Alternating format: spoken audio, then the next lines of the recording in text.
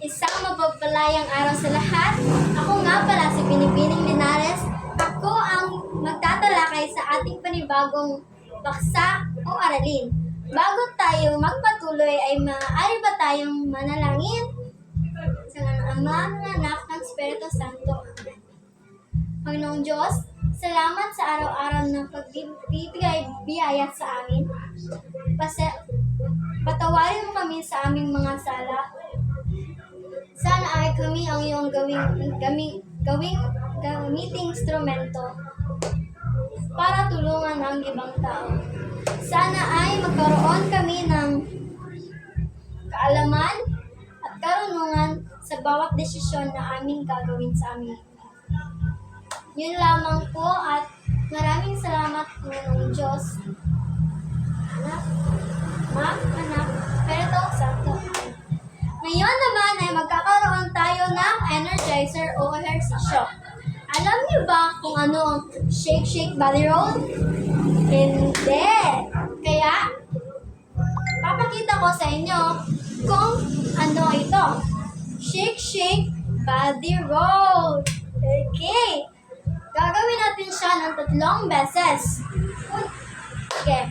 Una, shake, shake, body roll. Pangalawa, shake, shake, body roll. Pangatlo, shake, shake, body roll. Okay, sabay-sabay tayong lahat. Shake, shake, body roll. Ang gagaling nyo naman mag-roll ng body. Okay. Muli, pagpalayang araw sa lahat. Magsiupo muna kayo at bago ko tawagin ang iyong pangalan, sabihin lamang ang narito po o andito po kapag tinawag ko ang iyong mga pangalan. Ay, pangalan na. Hindi pa naman. Okay. Velasquez, Isik, Alburo, Leison, Ilaga, Tahil, Belanjas,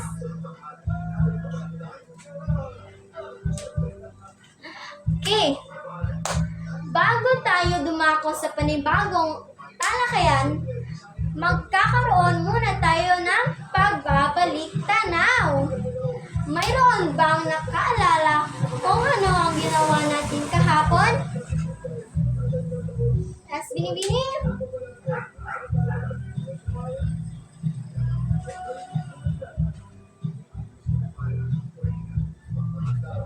Okay. Sige, Ginoo.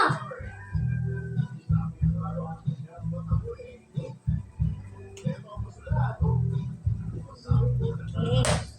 Oh, sige, Binibini.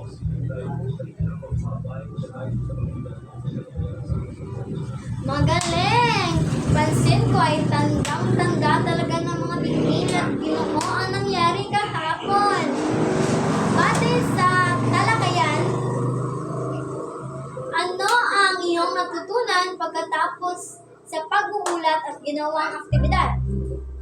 Sige, ikaw, Binibini. Okay. Ikaw, Binibini?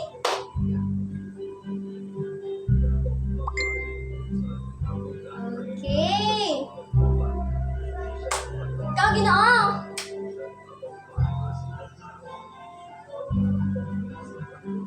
Okay. Mahusay! Ang binanggit na kaalaman ng Binibini at Ginoo ay siyang tunay. Okay. Bibigyan natin ng masigarbong palakpakan ang lahat ng sumagot at nagbahagi ng kanilang kaalaman. Yeah! Dahil tapos na tayo sa Aralin 3, magkakaroon naman tayo ng panibagong talakayan. Ngunit, bago tayo magpatuloy sa pag-uulat, ay magkakaroon muna tayo ng maikling aktibidad na gagawin. Okay. Bibigyan ko kayo kayo ng 5 minuto upang suriin ng mabuti ang mga pangungusap na makikita sa harapan at pagpapaskil. Bawat sagot ay may puntos, kaya sikaping makilahok at matuto. Papaskil ko na ito.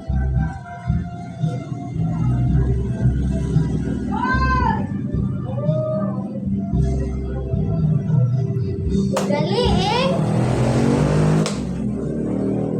Basahin ang mabuti.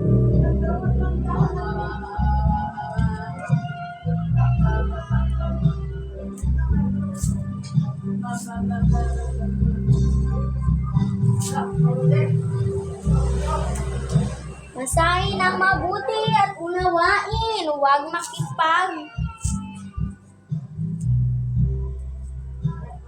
pag-usap sa inyong kitapat, sa inyong kiliran. Okay, natapos na ang 5 minuto. Mayroon ba kayong napansin na kakaiba o panibagong mga salita? Okay, magaling. May iba pa bang kasagutan? Okay. Dito, saan ang sagot? Yes, Ginoo. Magaling. Dito naman. Sige, Binibini. Magaling. Tama. Dito naman. Tama. Ito naman sa last o panghuli. Tama. Mahusay. Napakamapanuri nyo naman. Bigyan na nice clap. 1, 2, 3. 1, 2, 3. Nice. Ulit. 1, 2, 3. 1, 2, 3. Nice. Ang gagaling. Ang mga salitang ibinahagi ng iyong mga klase ay kabilang sa ating pag-uusapan sa araw na ito. So, mayroon na ba kayo na hinuha o idea kung ano ang tatalakayin natin ngayon? Okay, parang wala pa. Kaya, simulan na natin ang pagtatalakay sa puntong ito. Ang ating aralin sa araw na ito ay tungkol sa wikain ng wikang Filipino. Bago tayo magsimula, basahin muna natin ang mga layunin na nasa harap na aking ipapaskil.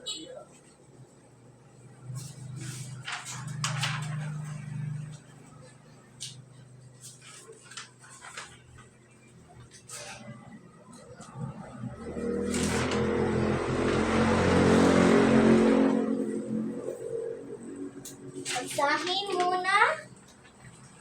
Okay. Basahin natin. Pagkatapos ng aralin, ang mga mag-aaral sa grade 6 sa Pagita ay may 75 to 80% na katumpakan ay naasang makakatukoy sa mga iba't ibang sawikain at kahulugan nito gamit ang maikling kwento na kapit-bisig ang magkapit-bahay.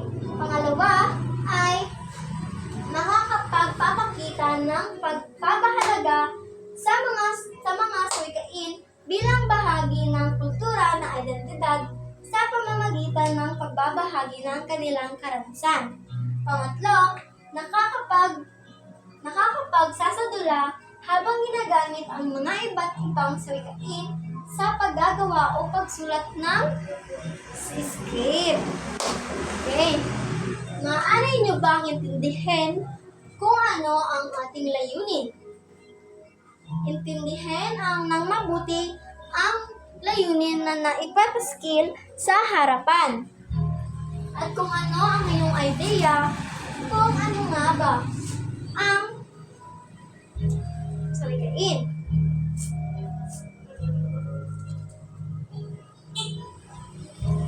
Mahusay! Kanina ay binigyan ko kayo ng 5 minuto upang suriin ang mga halimbawa ng sawikain at kadalasan sa inyong sagot ay may iilan sa inyo ang may nakakaalam. Ngayon, ating bigyang diin ang ating kaalaman tungkol sa sawikain. Makikita sa inyong harapan ang kahulugan ng sawikain at halimbawa nito. Akin muna itong ipapaskil. Sabay-sabay kayong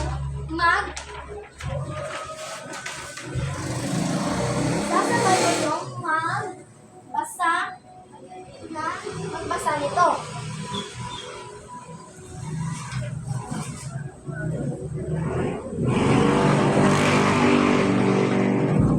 Magaling intindihin kapag ito ay binasa.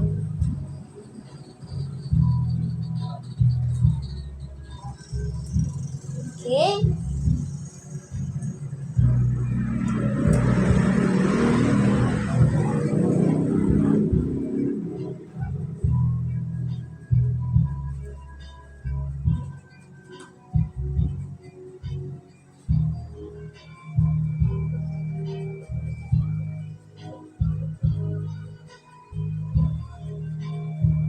Magaling! Ngayon ay pamilyar na ba kayo o meron na ba kayong idea kung ano ang sawikain? Meron slight lang, miss. Okay, atin pa yung bigyang diin ang mga slide na inyong mga sinabi. Okay, meron ba? Okay, then. Ngayon, alam na ng karamihan ang kahulugan ng sawikain. Ako ay may tanong. Ano kaya ang tanong ni Binibini? Okay, aking tanong ay, anong pagpapahalagang Pilipino ang masasalamin sa sawikain ang hindi lumingon sa pinanggalingan ay hindi makakarating sa paroroonan? Yes, Binibini?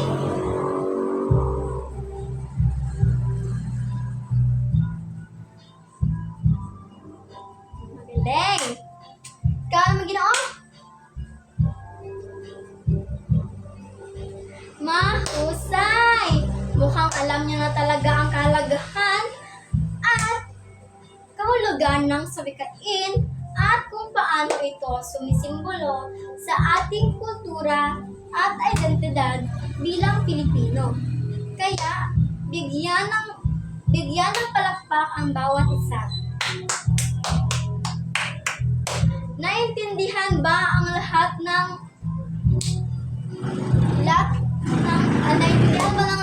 kahulugan ng sawikain? Okay. Dumako naman tayo sa mga halimbawa ng sawikain nang sa ganon ay mas mapalalim pa natin ang iyong mga kaalaman tungkol dito.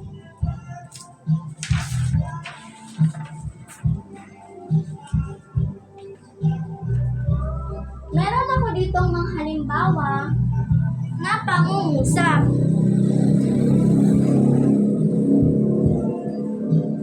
Ang una ay, kapitok ko ang bata sa braso ng kanyang ina nang tumunog ang kulog.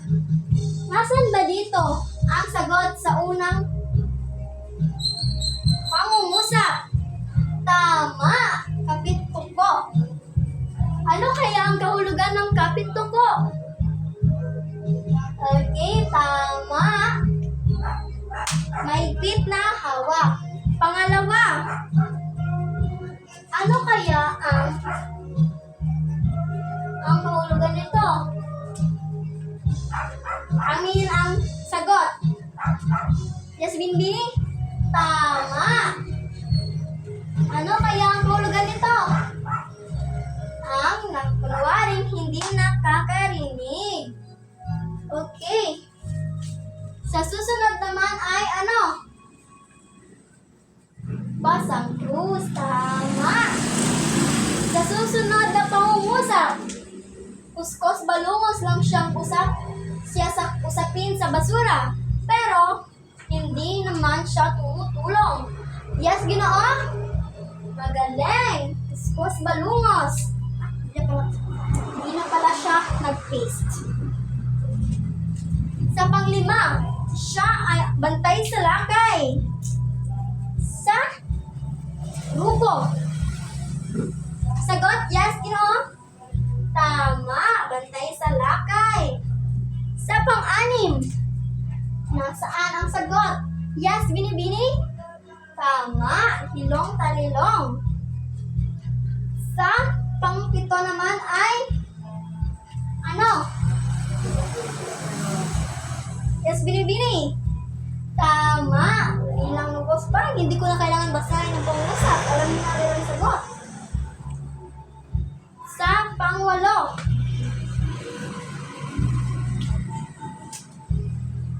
tama, ang gagaling. Sa pang-siyam, okay, tama. Dito tayo sa pasang krus. Ano ba ang kahulugan nito? Tama, bigat ng pasanin. Dito naman sa kuskus balungos. Tama, puro reklamo. Pero, kalang. Okay. Mahusay. Mukhang alam na ng karamihan kung ano ang sawikain at ang kahulugan ng mga halimbawa. Ngayon, bibigyan ko kayo ng 3 minuto upang makapagsulat sa isang papel ng isang halimbawa na pangungusap na may sawikain. Pagkatapos ay ipasa sa harap at ako ay mamimili ng 5 papel at ilalahad ang buong pangungusap sa harap. Naiintindihan ba ng lahat? Itaas ang kamay kung may katanungan. Okay, magsimula na ang lahat. Ipipaste ko lamang ang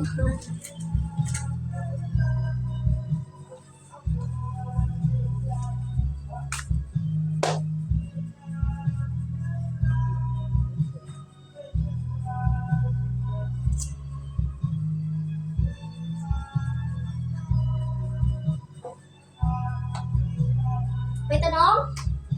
Okay, wala. Okay.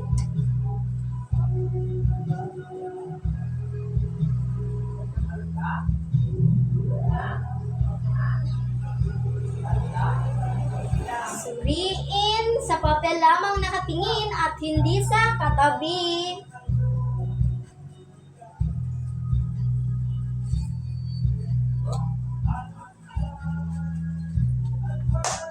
Okay, natapos na ang 3 minuto. Maaari bang ipasa sa harap ang mga papel? Maraming salamat. Okay, maraming salamat. Ako ay bubunot na.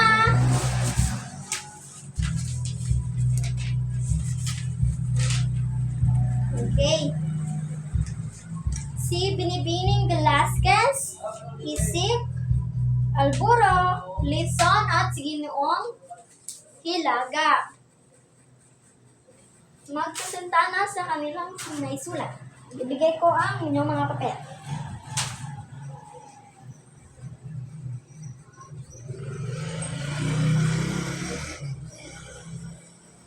Okay.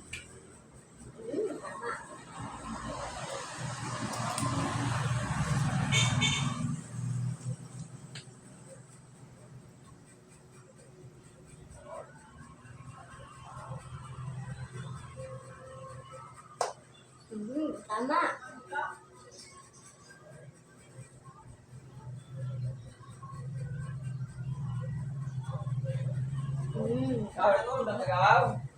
Okay.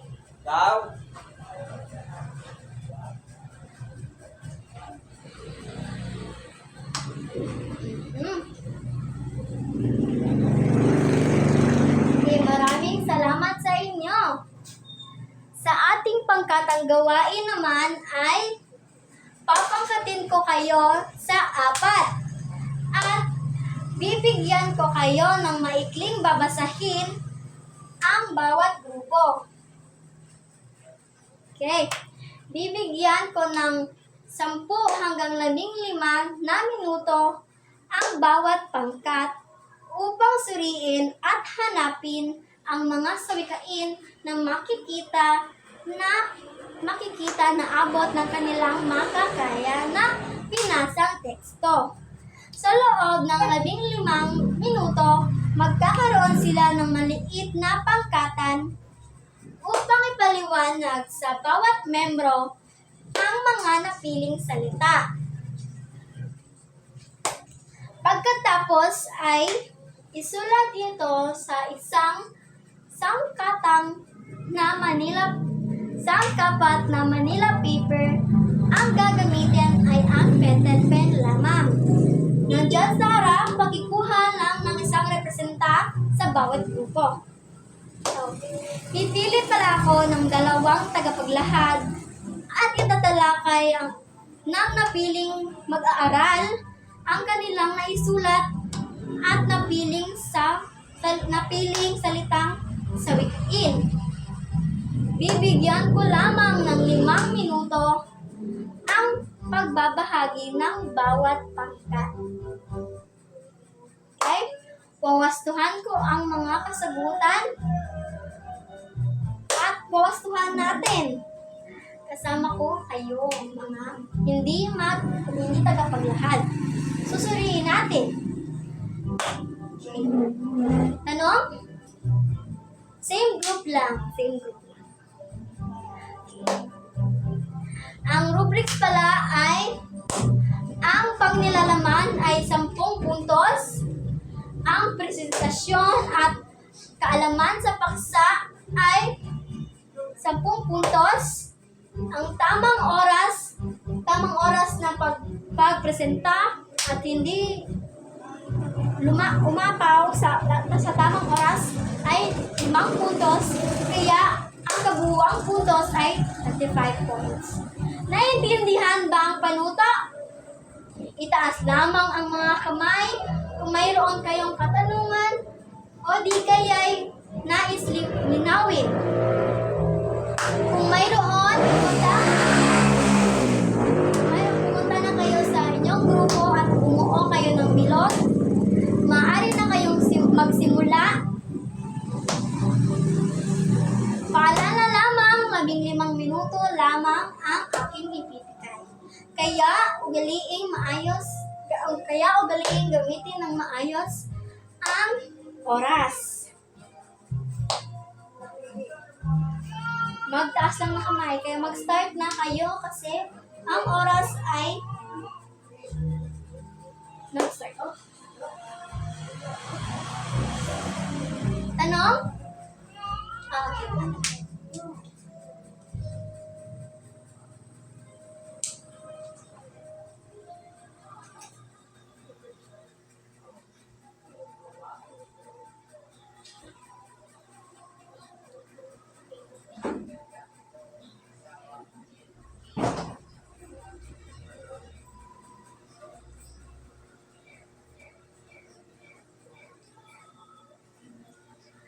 Hinaan lamang ang mga boses kasi masyado nang malakas.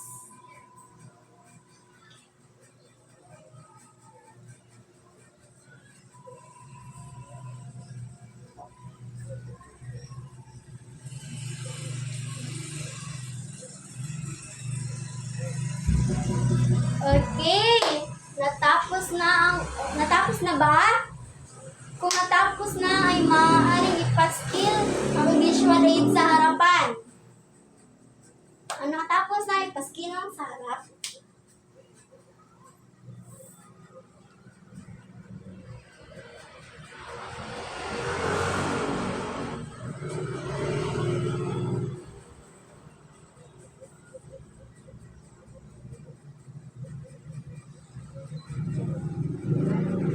Okay. Sisimulan na ng unang pangkat ang pagtatalakay. Maghanda ang susunod na magtatalakay. Makinig tayo sa unang pangkat. Kinig.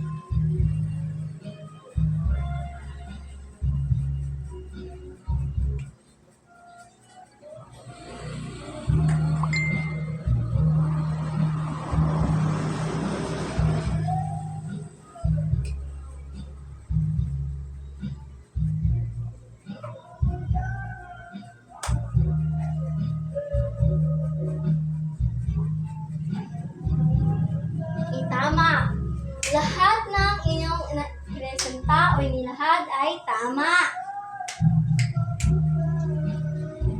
Okay, maraming salamat sa inyong lahat. Magpalakpakan natin ang ating mga sarili. Dahil kapansin-pansin talaga na mayroon kayong natutunan sa talakayan ngayon. Muli, bigyan natin ng masigarbong palakpakan ang bawat isa. Palakpak! Natalakay na natin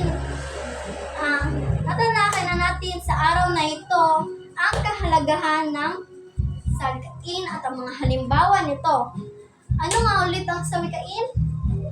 Magbigay na rin ng halimbawa. Karanasan ko, salikain ko. Bilang pagtatapos, nais ko sanang siguraduhin kung meron talaga kayong natutunan.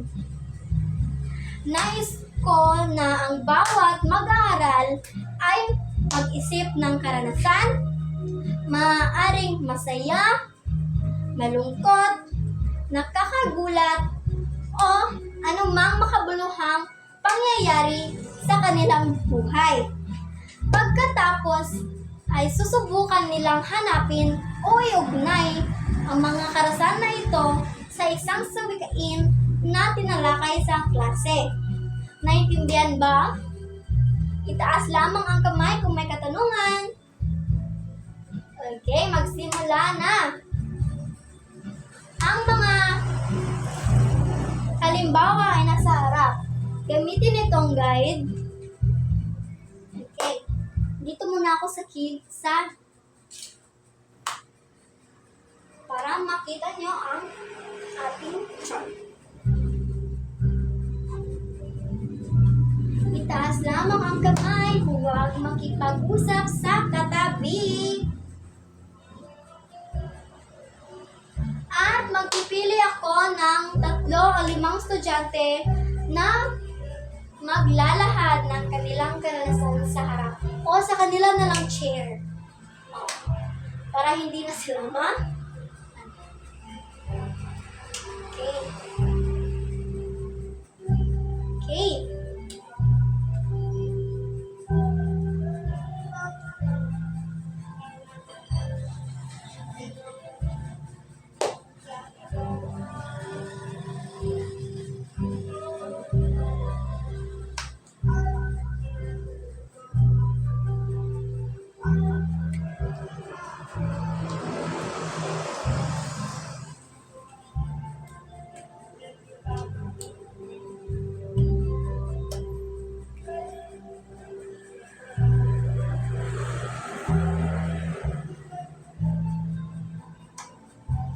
Mahusay!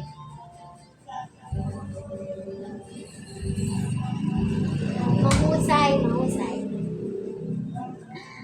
Sa atin namang takdang aralin ay pagsasadula.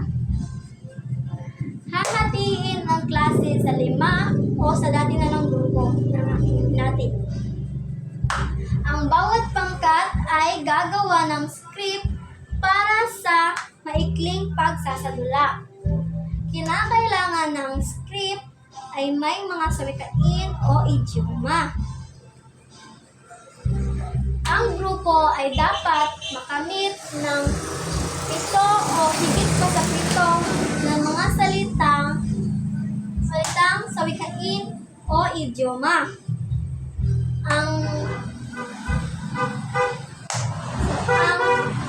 Bibigyan ko ang grupo ng 10 minuto upang ilahad ang kanilang maikling pagsasadula.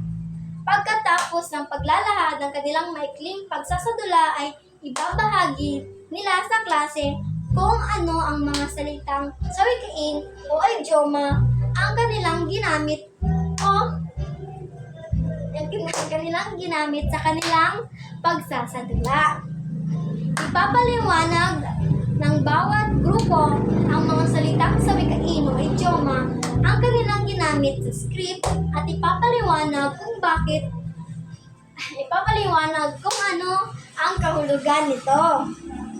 Sa pagtataya, ako ay magbibigay ng rubrics sa klase. Pagkatapos ng presentasyon ng bawat grupo, ako ay magbibigay ng komento sa inyong presentasyon. Ang rubrics para sa maikling pagsasadula ay ayos ng paggawa ng script ay 15 puntos.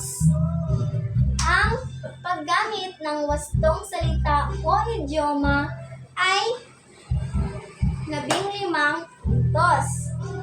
Ang paggamit ng tauhan ay ang pagganap ng mga tauhan ay 10 puntos.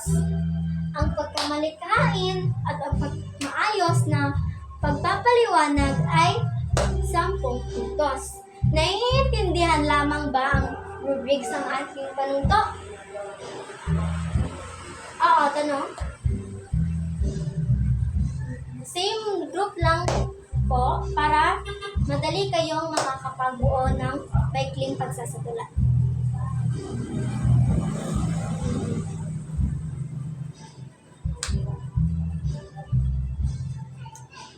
Ang kabuuang score ay 50 points po. Okay. Meron pa bang ibang katanungan? Maaari ba akong magtanong pa sa panghuli kung ano ang sawikain sa wikang Filipino? Magtatanong ako ng 4 na estudyante. Ikaw, Binibini.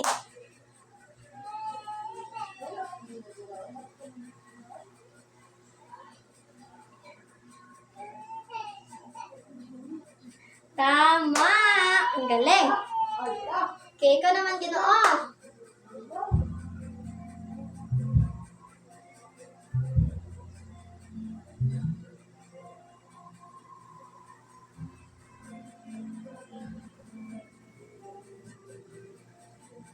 Tama rin!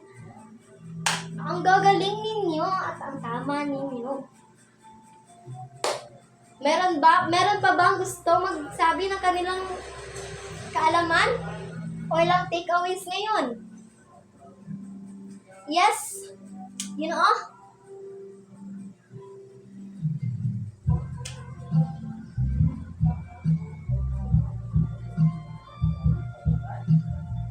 Okay, tama. Nagagalak ako dahil meron kayong natutunan ngayon. Okay. Yun lamang ang aking presentasyon sa aralin na ito. Sana ay may natutunan kayo at may naitatak kayo sa inyong isip kung ano ang sawikain. Yun lamang po at maraming salamat sa inyong pakikinig sa aking diskusyon ngayong araw. Maraming salamat.